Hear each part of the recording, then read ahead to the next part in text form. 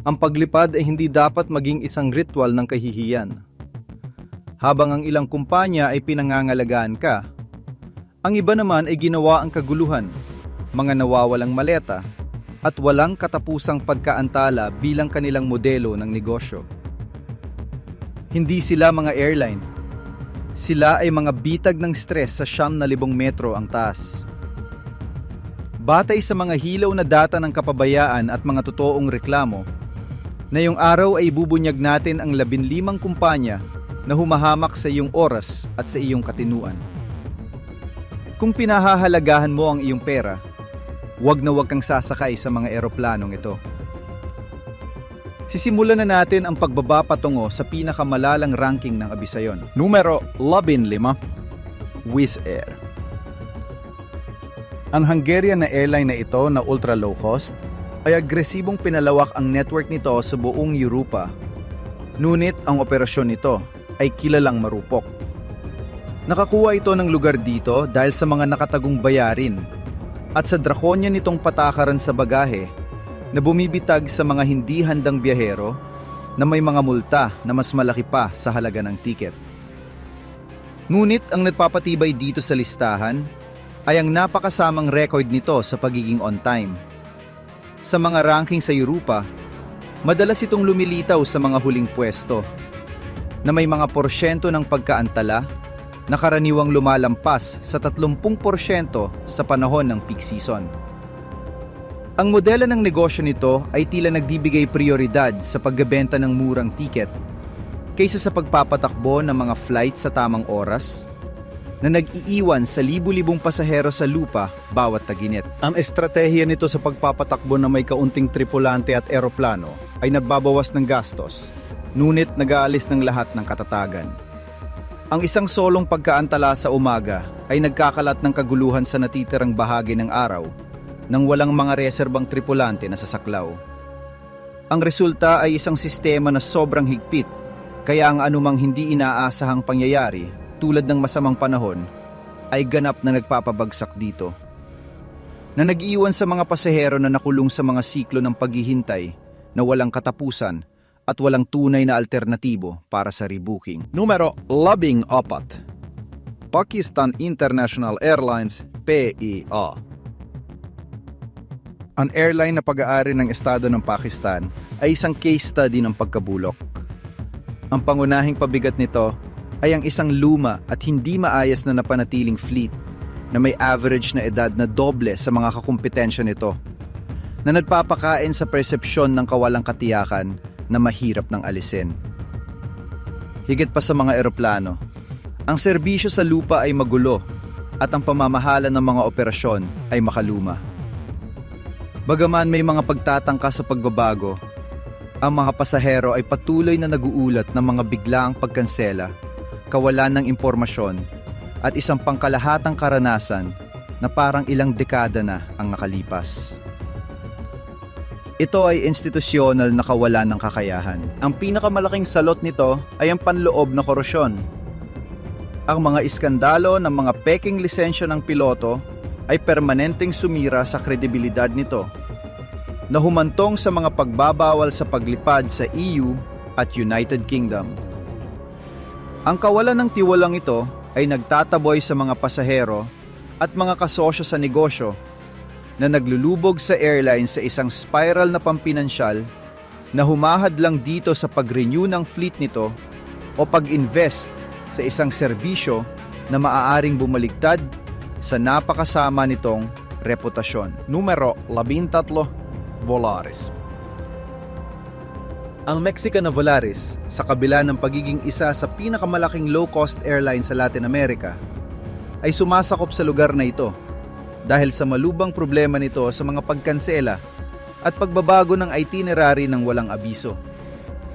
Lalo na kilala sa panahon ng mga bagyo o masamang panahon, ang kanilang mga pamamaraan para sa contingency ay madalas na bumabagsak, na nagiiwan sa mga pasahero na stranded ng ilang araw na may kaunti o walang tulong. Ang rate ng mga reklamo nito para sa paghawak ng bagahe ay mataas din para sa reyon. Nag-aalok ito ng mababang pamasahe, ngunit ang nakatagong presyo ay ang malaking kawalang katiyakan kung ang iyong biyahe ay matutuloy ayon sa plano. Ang modelo nito na ultra low cost sa isang reyon na may madalas na mga tropical na bagyo ay isang bomba na de oras. Hindi ito nag-i-invest sa sapat na mga backup na eroplano o sa matitibay na kasunduan sa ibang mga airline para muling ilipat ang mga pasahero sa panahon ng malawakang pagkansela. Ang mga biyahero ay hindi lamang nawawala ng kanilang flight. Nahaharap sila sa mahabang paghihintay para sa susunod na available, madalas ay pagkalipas pa ng ilang araw, nang walang sapat na kompensasyon para sa pinsala. Numero 12. Fly Dubai.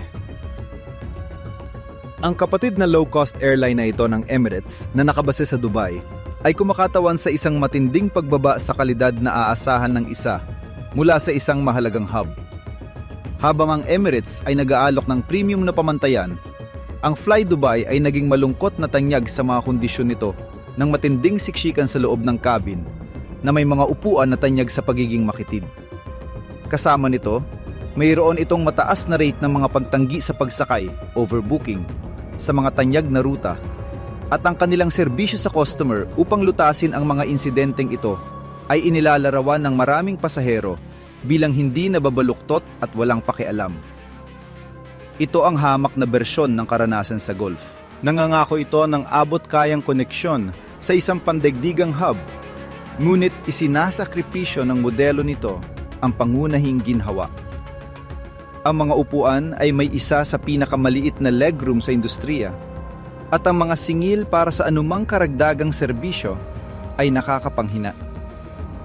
Ang natitipid sa tiket ay binabayaran sa pamamagitan ng pisikal na discomfort at stress na nagpapalit sa isang potensyal na kasasyang biyahe tungo sa isang pagsubok ng pisikal na tatag at pasensya. Numero 11. Frontier Airlines. Ang airline na ito na Amerikano na low cost ay dalubhasa sa agresibong overbooking. Ang modelo ng negosyo nito ay tila umaasa sa isang tiyak na bilang ng mga pasahero na hindi darating. At kapag ang lahat ay dumating, ang kaguluhan ay nakahain na. Ito ay isa sa mga airline na may pinakamaraming reklamo para sa dahilang ito sa harap ng DOT. Bukod dito, ang istruktura ng kanilang pamasahe ay isang kalituhan ng mga karagdagang singil para sa lahat ng bagay. Pagpili ng upuan, carry-on bag, isang bote ng tubig.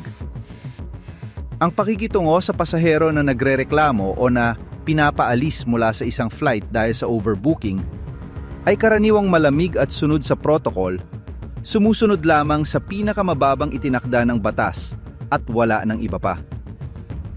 Ito ay ang dehumanisadong kahusayan na inilapat sa abisayon. Ginawa na nilang mekanisado ang dehumanisasyon.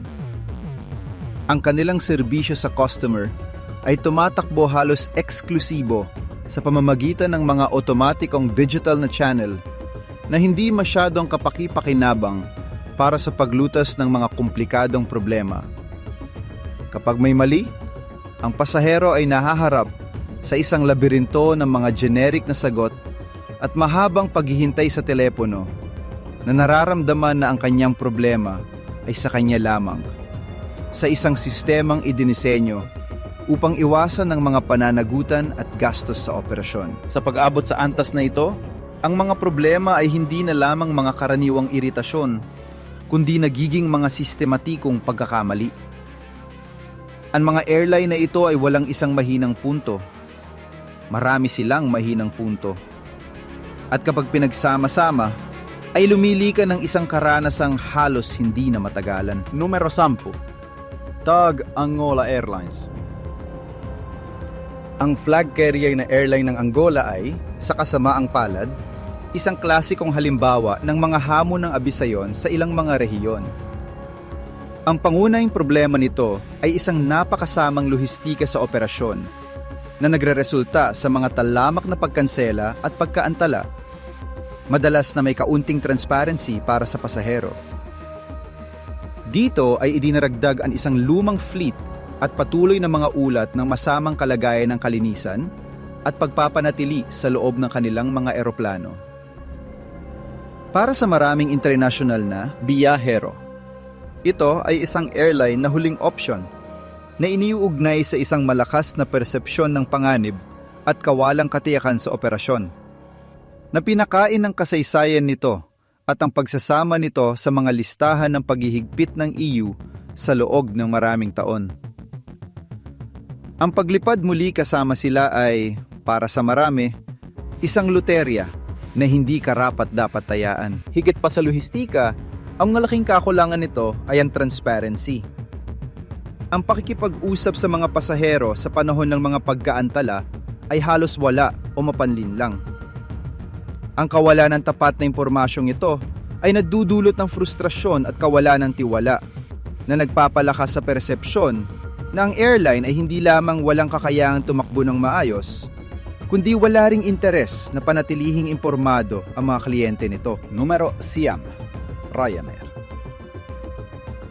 Ang higanting Irish na low-cost ay karapat-dapat sa isang hiwalay na kabanata. Ito ay, walang duda, isang makina ng kahusayan sa pananalapi, ngunit ang kahusayang yon ay nakakamit sa isang malaking gasto sa tao. Sikat ito sa mga kakilakilabot na kondisyon sa paglalakbay. Mga upuan na halos hindi tumitingala, isang patakaran sa carry-on bag na lumilika ng mga alitan sa gate, at isang kultura ng serbisyo sa customer na kilalang palaban at pabaya, kung saan ang pasahero ay madalas na nararamdaman na parang isang istorbo.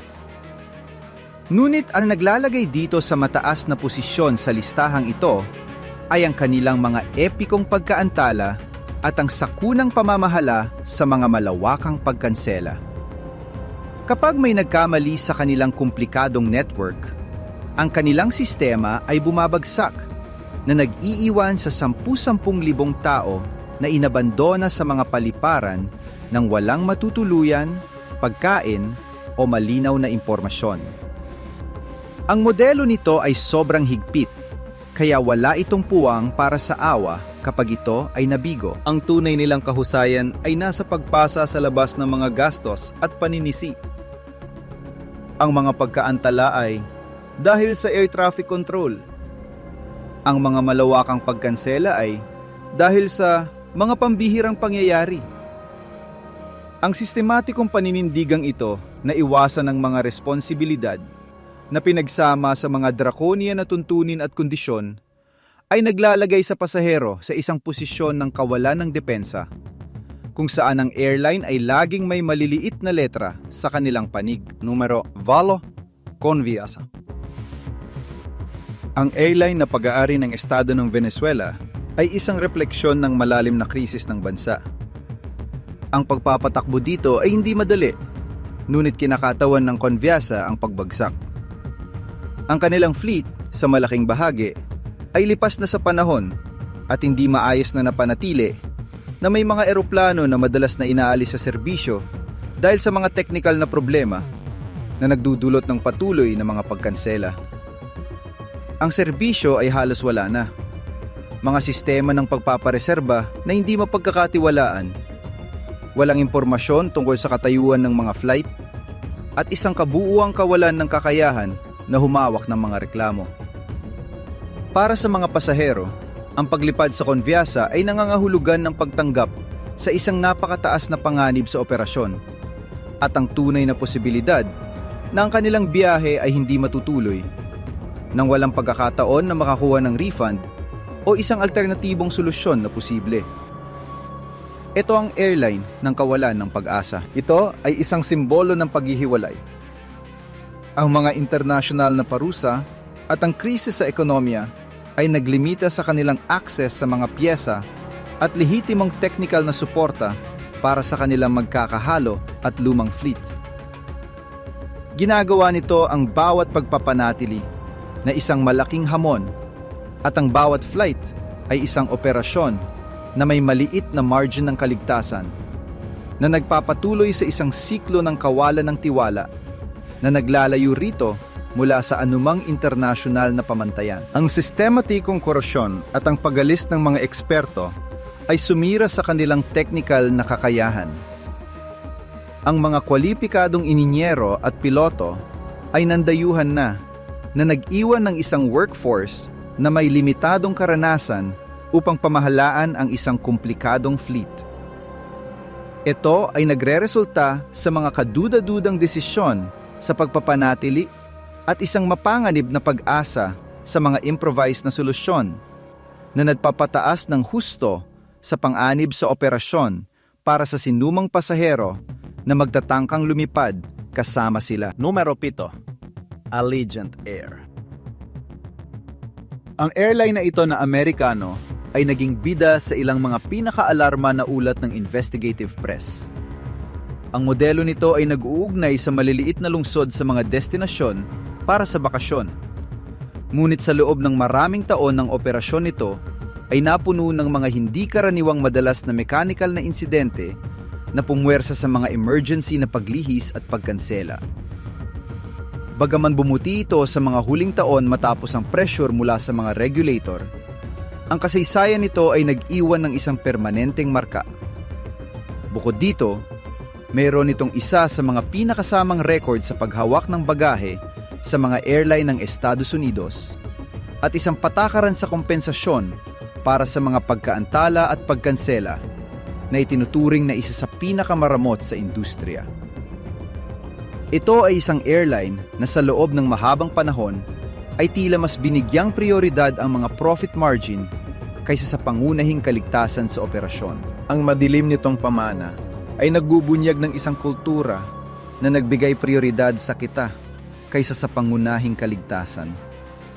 Dokumentado sa mga ulat kung paano binaliwala ang mga paulit-ulit na babala sa pagpapanatili upang mapanatiling lumilipad ang mga eroplano at masunod ang mga schedule.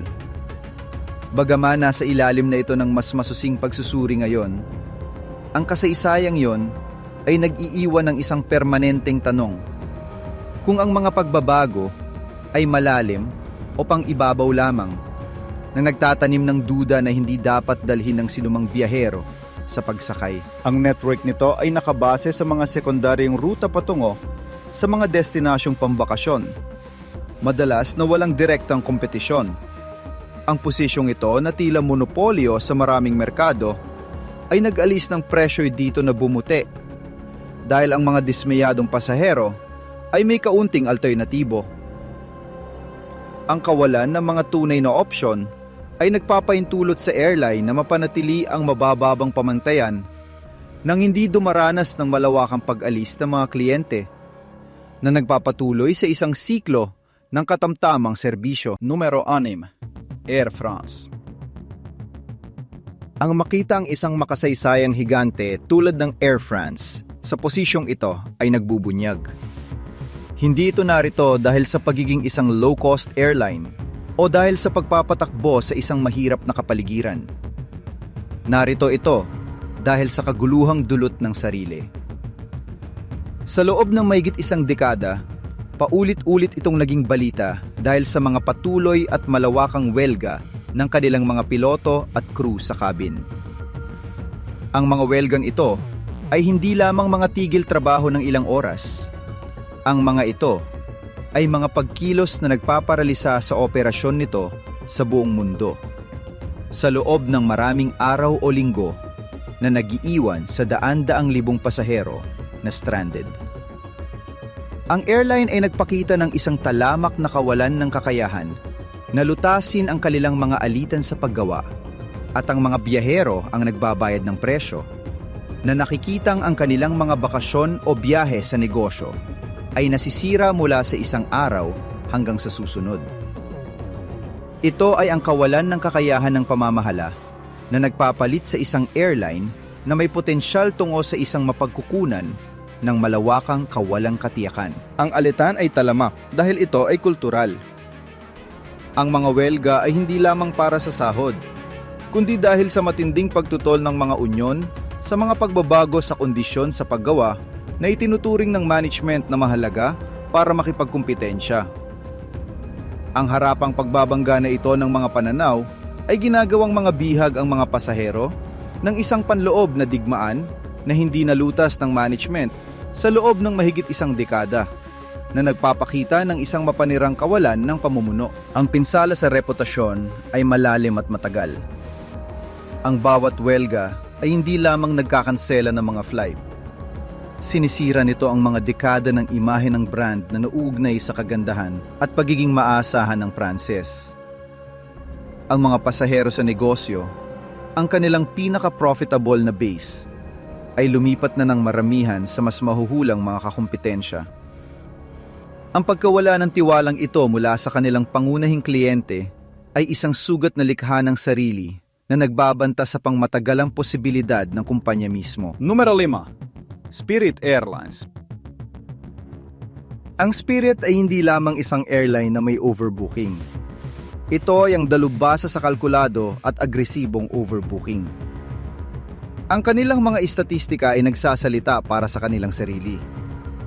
Sa loob ng maraming taon, pinangunahan nito o naging nasa mga unang pwesto sa ranking ng Departamento ng Transportasyon ng Estados Unidos sa rate ng hindi voluntaryong pagtanggi sa pagsakay. Habang ang average ng industriya sa Estados Unidos ay nasa paligid ng 0,4 na pasahero na pinapaalis sa bawat 10,000, ang Spirit ay umabot na sa pagpaparami ng bilang na yon ng 5 o 6. Ngunit ang mga malamig na numero ay hindi nakukuha ang karanasan ng tao sa likod ng mga ito. Ang modelo ng Spirit ay nakabase sa probabilidad. Kinakalkula nila na ang isang tiyak na porsyento ng mga pasahero ay hindi darating. Kaya nagbebenta sila ng mas maraming tiket kaysa sa mga upuan. Kapag nabigo ang kanilang kalkulasyon na nangyayari nang may nakakaalarmang dalas sa mga siksik na ruta o sa peak season, nagsisimula na ang protocol ng pagpapaalis. At dito tinutukoy ng Spirit ang pagiging kasumpa-sumpa nito. Ang kanilang pamamaraan sa pakikitungo sa mga pasaherong pinapaalis ay kilala sa malamig na burokrasya at pagiging maramot nito. Ang mga tanyag na vouchers o kompensasyon na inaalok nila sa simula ay karaniwang may napakababang halaga na pumipilit sa pasahero sa isang nakakapagod na pakikipagtawaran sa counter sa ilalim ng presyo ng flight na malapit nang umalis. Hindi ito nawala ng mga kontrobersya. Ang mga kaso sa media kung saan ang mga pamilya ay pinaghiwalay dahil walang sapat na upuan o kung saan ang mga pasahero na may mga medical na pangangailangan ay kinuha mula sa kanilang mga upuan nang walang pakundangan ay nagmansa sa kanilang reputasyon. Ang kanilang pilosopiya ay tila, ang ultramurang tiket na binili mo ay hindi bumibili ng garantisadong upuan. Bumibili ito ng isang pagkakataon na makalipad. Kung may swerte, lilipad ka. Kung wala, kailangan mo harapin ang isang sistemang idinisenyo upang pahinain ka at pilitin kang tanggapin ang pinakamaliit na posibleng kompensasyon. Ang Spirit Airlines ay hindi isang airline na may problema sa overbooking. Ito ay isang makina ng overbooking na habang nangyayari yon, ay nagpapalipad ng mga eroplano. Numero 4. American Airlines. Kung mayroong purgatorio para sa mga maleta, ang sentro ng operasyon nito ay nasa numero 4 sa ating listahan. Ang kahina-hina lang karangalang ito ay napupunta sa American Airlines. Ang pagiging pinakamalaking airline sa mundo ay may dalang isang napakalaking hamon sa lohistika. Ngunit ang American ay nagpakita ng talamak na kawalan ng kakayahan na hawakan ang pinakapangunahing gawain pagkatapos lumipad. Ang ihatid ang bagahe ng kanilang mga pasahero. ang mga numero ay malinaw at nakalulungkot. Sa mga ulat ng Departamento ng Transportasyon ng Estados Unidos, ang American Airlines ay paulit-ulit na nangguna sa listahan ng pinakamataas na bilang ng mga checked-in baggage na nawala, nasira, naantala, o nanakaw sa mga absolutong termino. Sa isang buwan na may problema, umabot na sila sa pag-uulat ng mahigit 30,000 insidente ng bagahe. Ang kanilang rate ng mishandling sa bawat 1,000 pasahero ay palaging isa sa mga pinakasama sa mga malalaking airlines sa North America. Hindi ito isang masamang buwan. Ito ang pamantayan. Sa likod ng mga istatistika ay libo-libong mga kwento ng bangungot. Mga honeymoon na nasira dahil ang damit na pangkasal ay nawala sa Dallas. Mga biyahe sa negosyo na walang suit. Mga pamilya sa dalampasigan na ang suot lamang ay ang damit na dala nila. Ang tunay na impyerno gayunpaman ay nagsisimula kapag sinubukan mong magreklamo. Ang sistema ng pagsubaybay sa bagahe ng American ay maalamat dahil sa kawalan ng bisa at opacity nito.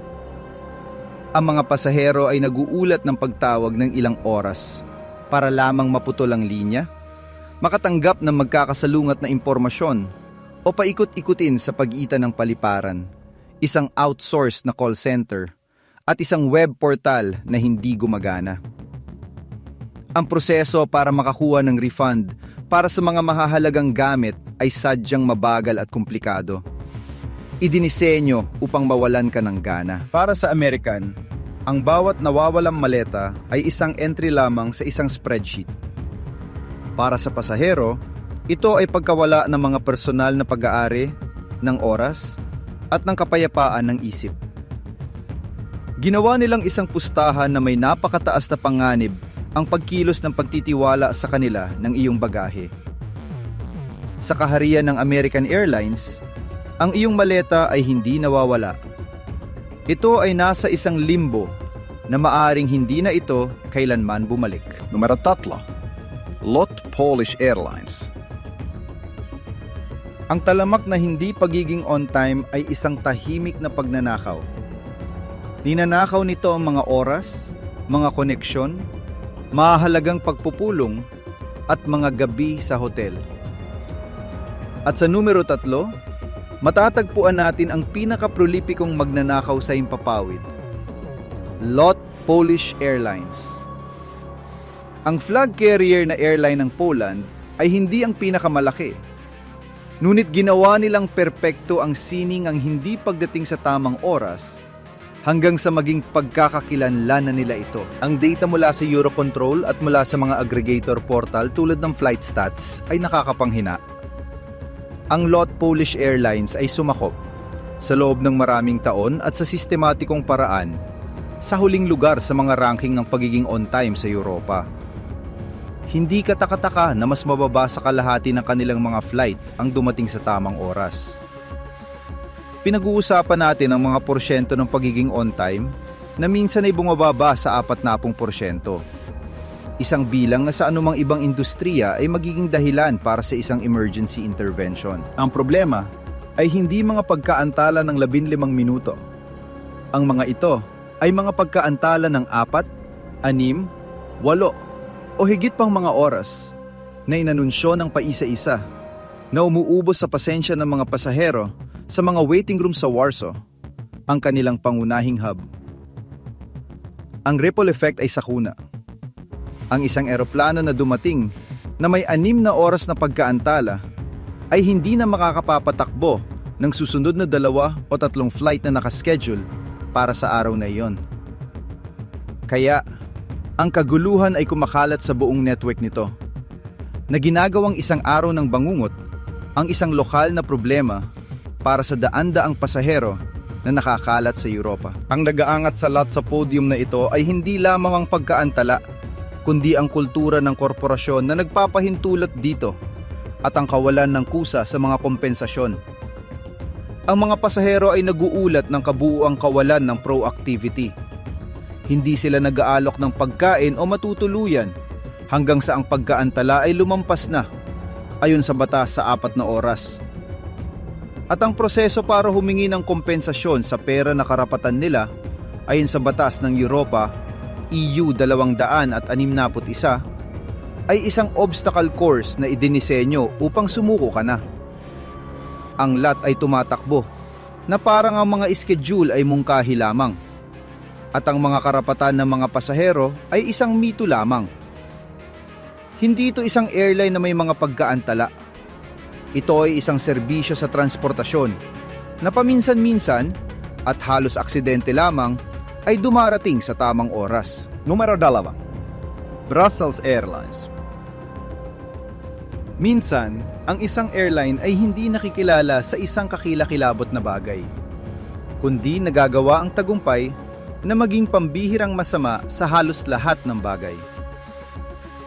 Sa numero 2, ipinapakita namin ang kaso ng airline na isang pinagsama-samang sistema ng mga pagkakamali.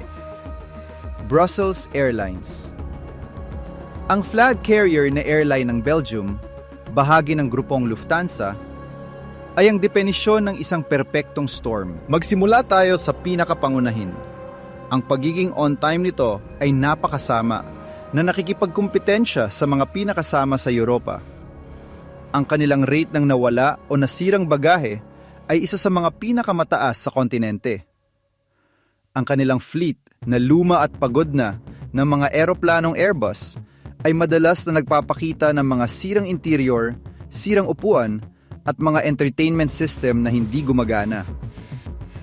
Ngunit ang factor na nagtutulak sa Brussels Airlines sa nakakatakot na pangalawang pwestong ito ay ang kanilang serbisyo sa customer, na kilalang palaban at ganap na walang bisa. Ang Brussels Airlines ay naging bida sa mga tanyag na kaso ng pag-abandona sa mga pasahero. Ang pinakasikat ay nangyari nang, matapos ang isang malawakang pagkansela, iniwan nila ang daan-daang biyahero, kasamang mga pamilyang may mga anak at mga matatanda na natutulog sa sahig ng paliparan ng Brussels sa loob ng ilang araw, nang hindi nag-aalok ng matutuluyan, pagkain o malino na impormasyon. Ang tugon ng kumpanya ay isang napakatahimik na katahimikan na sinundan ng mga burokratikong dahilan. Hindi ito isang hiwalay na insidente. Ang mga patuloy na ulat ay nagsasalita tungkol sa isang crew sa cabin at personnel sa lupa na halatang walang motibasyon at, sa ilang pagkakataon, ay hayagang bastos. Ang magreklamo ng kahit ano, mula sa isang pagkaantala hanggang sa isang sirang upuan, ay isang epikong labanan-laban sa pader ng kawalan ng pakialam. Idagdag pa rito ang mga paulit-ulit na welga ng kanilang mga personnel na nagpaparalisa sa operasyon ng walang paunang abiso, at mayroon ka ng kumpletong formula. Ang Brussels Airlines ay hindi nabibigo dahil sa isang faktor. Nabibigo ito dahil sa sistema sa kabuuan nito. Ito ang airline na nagpaparamdam sa iyo, mula sa sandali ng check-in hanggang sa, sana ay, pagbawi sa iyong maleta, na ikaw ay isang istorbo sa kanilang araw. Iniiwan ka nito sa lupa, binabalewala ka sa impapawid, at hinahama ka sa pagrereklamo. Ito ang buhay na kabaligtaran ng mabuting pagtanggap na may mga pakpak. Numero 1. Aeroflot. Nakarating na tayo sa tuktok. Sa pangalan na. Kapag binabanggit sa gitna ng mga bihasang biyahero, ay nagdudulot ng panginginig ng pagkilala at babala. Ang numero 1, ang pinakasamang airline sa planeta, ayon sa isang malawak na konsensus ng data, mga karanasan, at mga ulat sa kaligtasan, ay Aeroflot.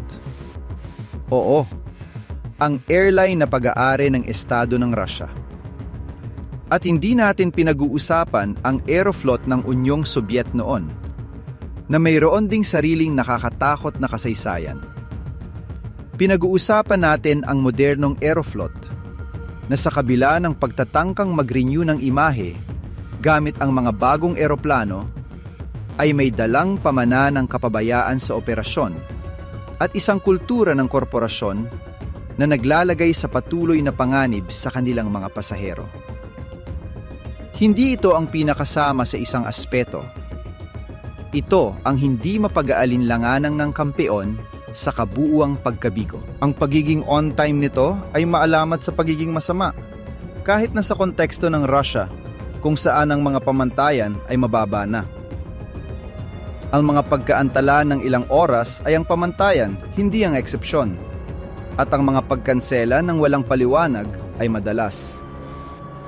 Ang paghawak sa bagahe ay magulo, na may mga rate ng pagkawala na kabilang sa mga pinakamataas sa mundo sa mga internasyonal na ranking. Ang kanilang mga eroplano, bagaman mayroon na ngayong mga modernong modelo tulad ng Airbus A350, ay tumatakbo sa isang kondisyon ng pagpapanatili at kalinisan na nagdudulot ng patuloy na alarma. Ang mga ulat ng mga pasahero at mga sorpresang inspeksyon ay nakakita ng mula sa mga gamit sa kaligtasan na expired na hanggang sa antas ng dumi at kalinisan na hindi katanggap-tanggap sa anumang ibang pandaigdigang airline. Ngunit ang permanenteng nagpapatibay sa tadhana ng Aeroflot sa numero 1 pwesto na ito ay ang isang bagay na higit pa sa discomfort o kawalan ng kakayahan. Ito ay ang malubha at dokumentadong panganib sa kaligtasan. Ang Aeroflot ay nasangkot sa isang serye ng mga maiiwasang insidente at aksidente sa mga huling dekada na nagbubunyag ng mga patoy ng kapabayaan. Ang mga investigasyon ng mga awtoridad ng Russia at internasyonal ay paulit-ulit na itinuro ang mga pagkakamali sa mga pamamaraan ng kumpanya, pressure sa mga crew na lumipad sa mga kaduda-dudang kondisyon, at isang kulang na kapaligiran sa kaligtasan. Ang pinaka-emblematic na kaso ay ang Flight 573 ng Aeroflot. Ngunit ang listahan ay mahaba at trahiko. Ang Federal Aviation Administration ng Estados Unidos, FAA, at ang European Union Aviation Safety Agency, EASA, ay nagpanatili ng mahigpit na mga paghihigpit o tahasang mga babala tungkol sa kaligtasan sa operasyon ng Aeroflot at sa kanilang mga pamantayan sa pagpapanatili.